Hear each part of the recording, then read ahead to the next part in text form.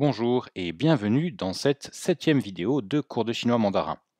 Cette vidéo correspond à la séquence 2 sur coursdechinois.com et dans cette vidéo, nous allons étudier les politesses. Alors, dans les vidéos précédentes, nous avons vu comment saluer.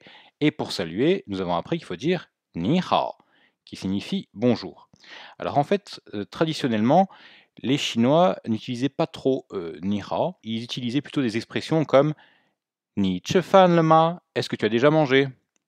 Ou bien tu n'as, où est-ce que tu vas? Alors ils avaient plusieurs expressions comme ça, là je vous ai donné les deux plus connues. Alors ça a tendance à un peu à disparaître, c'est encore assez utilisé dans la région de Pékin, mais le ni hao, le bonjour conventionnel, prend de plus en plus la place. Toutefois, ça permet de voir un petit peu cette culture de politesse chinoise qui est de s'intéresser à la personne.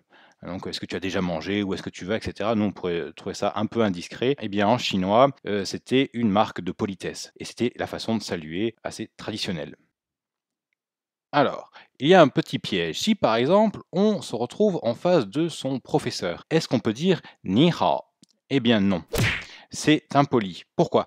Parce que dans la tradition chinoise, la politesse veut que dans une situation de hiérarchie, qu'elle soit une hiérarchie professionnelle, éducative ou familiale, il faille donner le titre de la personne. Et là, professeur en chinois, donc en chinois, il faudra appeler son professeur professeur ou bien professeur bonjour. Donc on ne dira pas ni hao, on dira professeur, qui en chinois se dit lao shi. Répétez, lao shi. On peut dire aussi, et c'est beaucoup plus courant, lao shi hao, qui signifie bonjour professeur, c'est une contraction de lao shi ni hao. On peut dire aussi avec le vous de politesse qui se dit nin à la place de ni, lao shi nin hao. Donc on n'étudiera pas le nin à l'écrit, ça se voit dans le niveau 2 du HSK. Pour l'instant, on va faire des vidéos au niveau de l'écrit, on ne l'apprendra pas du moins, mais vous pouvez le retenir à l'oral. Alors qu'on est dans le niveau 1 du HSK, mais à l'oral, on peut très bien l'apprendre, c'est facile. Ni, tu, et nin, le vous de politesse. Alors répétez. Lao shi hao, lao shi ni hao, lao shi nin hao. Remarquez que le titre de la personne, donc la professeure, eh bien, est mis avant bonjour. Donc on peut très bien, si on croise son prof dans le couloir, dire lao shi, ou bien lao shi hao, mais on peut seulement donner le titre. Attention à ne pas dire ni hao tout court. Étudions un peu maintenant le lao. Alors si vous écoutez bien, lao, on a un A long et un petit O. Lao. Donc si je le représente un peu en pinyin comme ça va pas faire, on va pas dire lao, on dira lao. Attention, il y a un petit O. Certaines personnes n'entendent que le la. Il y a une différence entre la et lao. Et en plus, ça peut poser un problème. Donc attention de ne pas dire juste la shi, mais bien lao shi en insistant sur le A. Alors remarquez que le A est donc la voyelle forte ou longue et on place le ton, ici le troisième ton, sur la voyelle longue ou forte. Donc lao, tout seul, signifie être vieux ou être âgé. C'est un verbe adjectival. Par exemple, si je veux dire je ne suis pas vieux, wo bu lao. Et si je veux dire je suis vieux, wo hen lao. Alors remarquez qu'on met hen, le trait. Si vous avez oublié pourquoi, je vous encourage à voir la séquence 1.2, la vidéo de la séquence 1.2. Rapide rappel, lao est un verbe adjectival et donc à l'affirmative, ils ont une idée de comparaison. Donc il faut rajouter le hen, trait, pour enlever l'idée de comparaison. Si je dis wo lao, la phrase n'est pas terminée. Je suis vieux alors que toi tu ne l'es pas, par exemple. Wo lao, ni pu lao. Dans la phrase négative, là, wo pu lao, il n'y a pas de notion de comparaison. C'est seulement pour les phrases affirmatives. Donc à l'oral, si on veut dire je suis vieux, on n'insistera pas sur le hen. Wo hen lao. Si on veut insister je suis très vieux, wo hen lao. Mais bon, après, il y aura d'autres façons de le dire, extrêmement, beaucoup, enfin bref. Il y aura d'autres façons d'exprimer si on veut insister sur le hen. Donc, répétez bien. Lao, lao. Le mot suivant, shi. Alors, shi, vous entendez qu'il y a un petit E. Pourtant, ça s'écrit avec un I. Il faut savoir que le I se prononce E derrière ce que l'on appelle les chuintantes. Alors, ça correspond à tous les sons, les consonnes, enfin les sons consonnes qui sont ch, ch, s, ts et j. R se prononce comme un J avec la langue un peu plus retournée en arrière qu'en français. Ch, ch, s, ts, j. Derrière toutes ces prononciations, ces chuintantes, le I se prononcera comme un E très fermé. Vous vous souvenez qu'on a vu ni ne, le ne, ne, le e était très ouvert, là c'est un e. Certaines personnes disent que l'on ne prononce pas le e, qu'il y a juste la consonne qui est prononcée. Mais c'est pas vrai, on dit pas ch, on dit ch, hein, il y a un petit e. Si on écrivait S-H-E, ça serait ch. Là on a bien ch, S-H-I, ch, S-H-E, ch. Donc là, répétez. Ch, ch, et tout seul, il signifie maître. Alors je l'ai mis entre parenthèses, car pour dire maître, en fait, eh bien on dit chefu. Chaque caractère a une signification, mais ce n'est pas forcément un mot. C'est bien toutefois de connaître la signification de chaque caractère, enfin là, chaque syllabe à l'oral. Donc, chefu, ça vous rappelle peut-être quelque chose, si vous avez vu Kung Fu Panda, il y a maître Sifu. Alors, Sifu, c'est la prononciation de chefu en cantonais. En mandarin, on dit chefu. Donc, dans Kung Fu Panda, maître Sifu, ça veut dire maître, ce qui est un peu absurde, mais bon, c'est comme ça. Donc, chefu, le fou perd son ton, là, on n'apprendra pas ce caractère, signifie maître. Si vous avez fait des arts martiaux, vous devez certainement l'avoir entendu. Ou bien Sifu, car il y a beaucoup d'arts martiaux qui viennent du sud, de Foshan là-bas, et là-bas on parle le cantonais. Donc si on reprend le mot lâche, répétez lâche. Il faut bien prononcer les deux tons, ton bas et ton haut. Alors pourquoi tout à l'heure je vous ai dit qu'il fallait bien faire attention à faire le petit O à la fin? Eh bien il y a un piège. En effet, si je prononce pas bien lâche et que je prononce lâche, où j'intervertis les deux tons et je ne prononce pas le O, eh bien ça signifie tout simplement chier. Alors, je suis désolé pour la vulgarité d'expression, mais c'est pas faire caca ou aller à la selle ou déféquer, non, c'est vraiment chier, c'est vraiment le mot vulgaire en chinois pour déféquer, quoi. Donc ça peut être très embêtant si vous voulez saluer votre prof et que vous prononcez mal. Si vous dites lâche hao, ça veut dire chier c'est bien, au lieu de dire professeur bonjour. Ça peut être très ambigu, c'est pour ça que je vous le signale. Donc attention à bien prononcer les tons et à bien faire le petit O. Même s'il est petit, il faut quand même le faire. Lâche, à ne pas confondre avec lâche. Répétez, lâche professeur. Lâche. Que se passe-t-il si le professeur veut saluer ses élèves? Eh bien, les élèves en Chine ont aussi un titre. En France, ils n'en ont pas. Quand on vous donne un diplôme, eh bien, on dit telle personne a obtenu son diplôme, etc. En Chine, il y a pour les élèves un titre comme on peut avoir monsieur, madame, professeur, directeur, etc. Et ce titre, ça s'appelle Tongxue.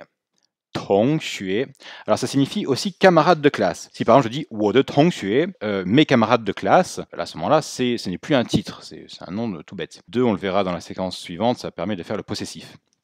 Un 我的 mon.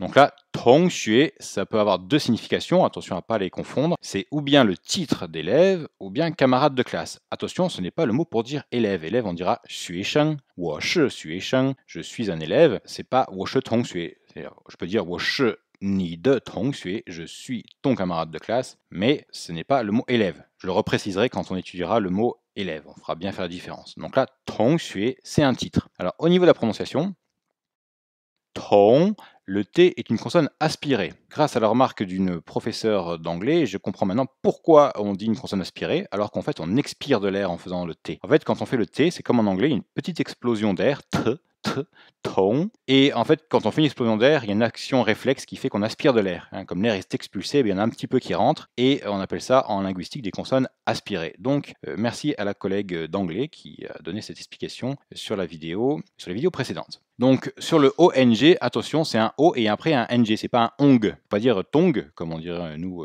en français pour les sortes de chaussures, là. C'est pas tong, mais tong.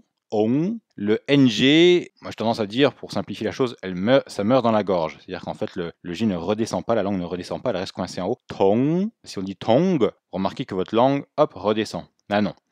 Ça reste coincé en haut, et un peu comme en anglais d'ailleurs, hein. ING en anglais, ing, on ne dit pas ing, hein, mais ing, et bien là c'est pareil. Tong. Donc bien expirer, bien faire une petite explosion d'air pour le T, et bien bloquer après pour le ONG. Tong. Et ensuite le xue.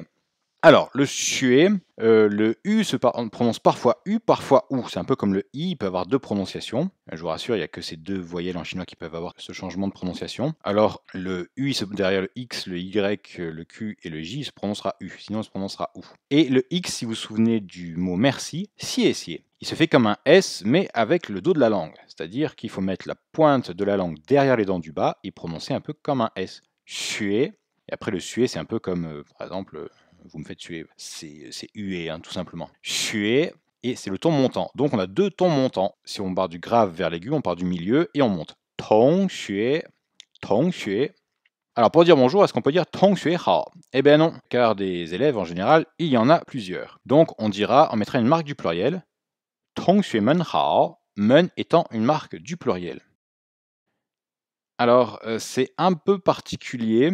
Pourquoi? Bon, déjà au niveau de la prononciation, men, pas de grande surprise, le E se prononce comme un E, hein, on dit pas man, on dit en. On l'a déjà vu dans Hun, H-E-N, hein, Hun, trait, ben là c'est pareil, men, et il n'a pas de ton.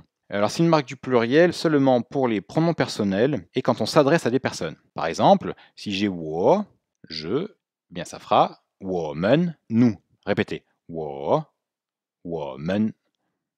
Ensuite, ni, toi, tu, ça fera nimen, vous. Répétez, ni, nimen. Ta, il ou elle. Tamen, ils ou elles, hein, il au pluriel, ou elle au pluriel. Et quand on s'adresse à des personnes, par exemple, 同学们, camarade, enfin camarade de classe, élève. Il n'y a pas de titre en français, c'est un peu difficile. Par contre, comme la Chine est communiste, enfin, du moins le parti est communiste, on avait l'expression camarade. Le camarade, c'est disant 同志, 同志们, camarade, quand on s'adressait à la foule. Bon, c'est un peu désuet maintenant, mais ça s'utilisait aussi voilà, pour appeler des personnes. Donc c'est une marque du pluriel qui est très restrictive. Donc retenez, c'est surtout pour les pronoms personnels et quand on s'adresse à des personnes. Donc 同学们好, bonjour les élèves. Allez, un petit exercice. Alors comme d'habitude, je vous encourage à le noter en français et à le faire à l'écrit et aussi à l'oral. Vous pouvez le faire juste à l'oral en essayant de vous entraîner. Parfois aussi bien de l'écrire si vous avez plus de temps. Ça permet de bien lier l'écriture du pinyin à la prononciation car comme vous le savez, le pinyin ne se prononce pas toujours comme le français. Donc je vous encourage à mettre sur pause et après on verra la correction ensemble. Donc j'estime que vous avez fait l'exercice, on va corriger. Donc bien sûr, c'est le prof qui commence. Donc le professeur va dire bonjour les élèves. Il dira 同学们好, 同学们好, et les élèves répondront 老师好, bonjour professeur. On peut dire aussi 老师您好. 同学你们好, ça se dira pas trop. Bonjour à vous les élèves, ça fait un peu trop long. Par contre, la tournure 老师您好 ou 老师好 est très courante. Là, quand même, la plus courante étant 老师好. Est-ce que vous allez bien? Là, c'est le professeur qui s'adresse aux élèves, donc petit piège, il faut mettre la marque du pluriel. On a vu est-ce que tu vas bien? 你好吗? Et bien là, 你们好吗? Est-ce que vous allez bien? Et réponse des élèves, nous allons très bien, merci, et vous? Donc là, petit piège. 我们很好, 谢谢, 你呢? Alors, bien sûr, il faut mettre le 我们, nous, le 很好, et non pas 好 tout seul, nous allons très bien. Même s'il n'y avait pas le trait, nous allons bien, on aurait dû mettre le trait pour la raison citée précédemment. Et merci si vous connaissez, 谢谢. Par contre, le 你呢, on peut mettre 您. Alors comme on ne va pas l'apprendre à l'écrit, on peut dire 您. Le vous de politesse est employé quand même en Chine, mais peut-être pas autant aussi strict qu'en français, sachant que les relations prof-élève sont assez différentes en Chine qu'en France. En Chine, les profs sont beaucoup plus respectés qu'en France, mais la relation prof-élève est parfois beaucoup plus proche. Quand on a des règles et qu'on les respecte bien, ça permet d'être beaucoup plus proche avec les personnes. Donc, est-ce que l'élève peut tutoyer le prof? Ça peut arriver comme ça. Toutefois, en général, la grande majorité des cas, on dira nin et vous. Mais bon, voilà. À l'oral, j'aurais peut-être pu le mettre nin. Si vous l'avez mis, c'est très bien. N-I-N, à ce moment-là, c'est le ton montant, pas le troisième ton. C'est le vous de politesse. Voilà, pour aujourd'hui, on va s'arrêter là. Car quand j'ai enregistré la vidéo, j'ai remarqué qu'elle était particulièrement longue, plus d'une demi-heure. Donc j'ai décidé de la couper en deux. Pour la séquence 2, pour la partie orale, eh bien, la suite sera dans la prochaine vidéo. Je vous remercie et je vous dis à très bientôt.